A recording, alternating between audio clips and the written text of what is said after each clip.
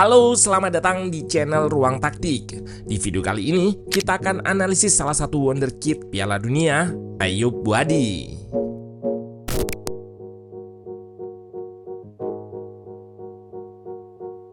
Penampilan memukau ditunjukkan remaja berusia 18 tahun, Ayoub Boadi pada laga Brasil versus Maroko. Sangat jarang debutan bermain di posisi sentral dan langsung menunjukkan talentanya, apalagi usianya masih belia. Boadi langsung jadi perbincangan dunia berkat penampilannya tersebut. Pemain asal klub Prancis Lille ini pun masuk list wonderkid yang patut di-scouting di edisi Piala Dunia kali ini. Nah, penasaran dengan gaya bermain Ayoub Boadi? Let's go, kita bahas sama-sama.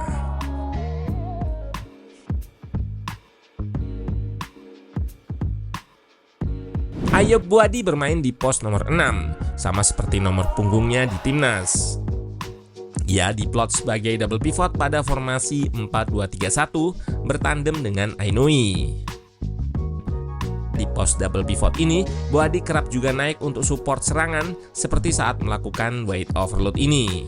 Jadi role-nya bukan gelandang bertahan murni jangkar yang tetap berdiri di belakang. Ia tidak ragu untuk berikan support agar timnya bisa progresikan bola hingga ke depan. Dari heatmapnya ini pun terlihat ia sangat roaming. Bisa disimpulkan bahwa Boadi punya kemampuan sebagai double pivot, gelandang nomor 6 atau nomor 8. Dari kemampuannya ini, di klubnya pun ia cukup punya tactical flexibility, bermain sebagai single pivot di formasi 4-3-3 juga.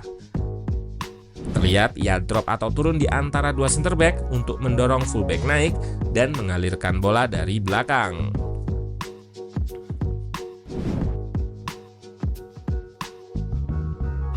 Salah satu kelebihan Boadi sebagai gelandang adalah keberaniannya untuk lakukan dribble. Ini membuatnya bisa lepas dari situasi chaos lewat aksi dribblingnya, lalu mengambil kontrol pertandingan atau menyerang saat transisi. Pada momen ini, ia sebagai inisiator serangan balik saat menerima bola dari belakang.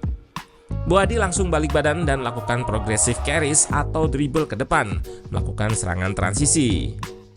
Boadi pun sempat melewati hadangan Casemiro sebelum mengoper ke rekannya. Kemampuannya dengan bola ini sangat penting bagi seorang gelandang untuk menetralkan situasi chaos atau kacau. Situasi chaos adalah situasi yang tidak bisa dikendalikan atau ketika terjadi duel.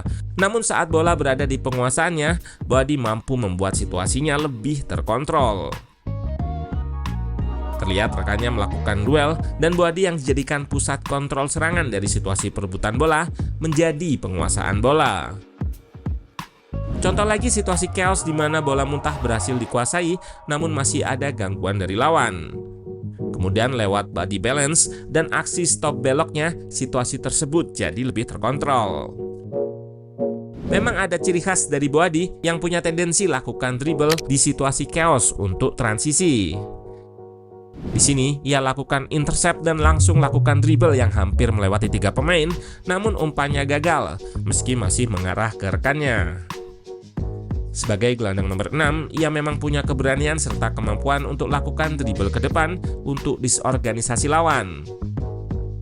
Lalu lihat bagaimana ia merebut penguasaan bola dengan intercept, lalu bisa lepas dari situasi chaos dan menetralkan possession. Dari statistik, memang tercatat salah satu kelebihan Boadi adalah carry progression atau dribble progresi ke depan. Aspek ini bisa dipakai sebuah tim yang ingin penetrasi lebih dari belakang. Menjelaskan juga aspek passingnya yang lebih di daerah aman. Ia jarang memberikan kreatif output seperti assist maupun gol.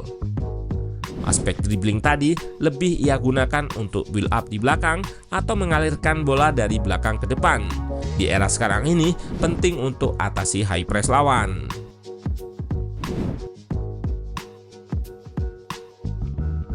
Selain aspek carry progression atau dribbling, nampak dari pizza chart ini Boadi punya keunggulan di aspek bertahan. Dan aspek bertahan ini menurut Ruang Taktik tidak hanya soal aksi tackle atau duel kasat mata. Aksi seperti cover ini mungkin luput bagi sebagian orang lantaran ia tidak berebut secara langsung. Namun positioningnya di sini membuat struktur di belakang stabil.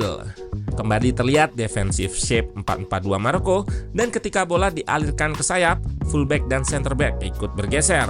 Boadi melakukan cover dan membuat situasi unggul jumlah 4 versus 2 yang menyulitkan Brasil menembusnya. Kembali tidak melibatkan bola secara langsung. Saat ada pemain mengekspos areanya, ia akan mengikuti, tapi tidak terpancing karena fokus tim bertahan zona medium block. Saat rekannya keluar, ia kembali bertugas melakukan cover area yang ditinggalkan rekan tersebut.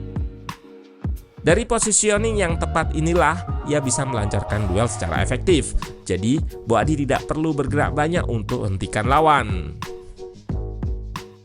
Ia juga menggunakan visinya tidak hanya untuk menyerang, tapi juga untuk mencium bahaya di pertahanan. Kalkulasinya yang terukur dilanjutkan kegigihannya dalam berduel, membuat tim bisa merebut possession sekaligus lancarkan serangan balik.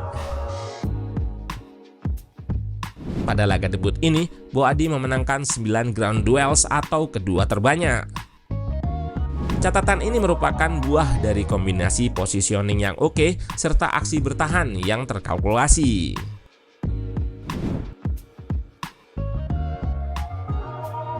Biasanya, para pemain muda yang baru menjalani laga debut di posisi sentral rentan kesalahan melakukan kesalahan elementer akibat gugup saat ditekan secara intensif oleh lawan. Namun Boadi membuktikan hal sebaliknya. Ia tercatat sebagai salah satu pemain yang tergolong sangat minim melakukan kesalahan di sepanjang laga, menunjukkan ketenangan mental layaknya pemain jangkar kelas dunia. Bukti lain dari kematangan mentalnya adalah statistik offers atau pergerakan menawarkan diri untuk menerima bola. Boadi tercatat menjadi pemain yang paling aktif, bergerak mencari ruang kosong sekecil apapun agar bisa menjadi opsi operan aman bagi rekannya, mencerminkan mentalitas pemberani yang luar biasa. Ia selalu berada di posisi yang terbuka jalur umpan dari rekan ke dirinya, sehingga memudahkan tim mengalirkan bola dan bermain kombinasi umpan. Di kelebihan lain, bola sulit direbut dari kakinya. Apa yang membuat Boadi sulit untuk dipres bisa digambarkan pada momen ini. Ia dan rekannya sudah dikerumuni 4 pemain Brasil sehingga ruang sangat sempit. Kuncinya sebelum dioper, Boadi sudah memikirkan kemana bola akan diarahkan. Begitu dioper, bola langsung dialirkan ke pemain yang kosong tersebut dan pres terlewati. Untuk bisa memikirkan langkah selanjutnya sebelum terima bola, Boadi banyak melakukan hal simpel namun kerap dilupakan, yaitu scanning. Hal ini yang membuatnya menjadi press resisten atau anti terhadap press meski sudah dalam posisi dikunci oleh lawan. Boadi terlihat tidak memaksa lakukan dribbling jika memang situasi terdesak dan link up-nya pun terlihat smooth.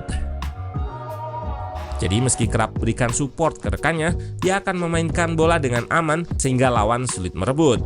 Ini yang membuat kolega percaya pada Boadi meski ia masih muda.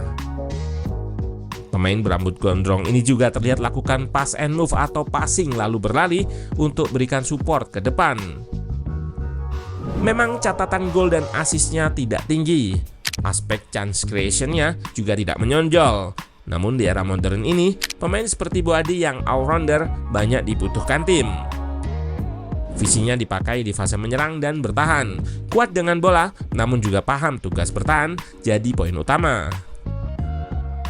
Boadi sendiri masih ingin fokus ke Piala Dunia 2026 saat ditanya ketertarikan klub-klub besar padanya.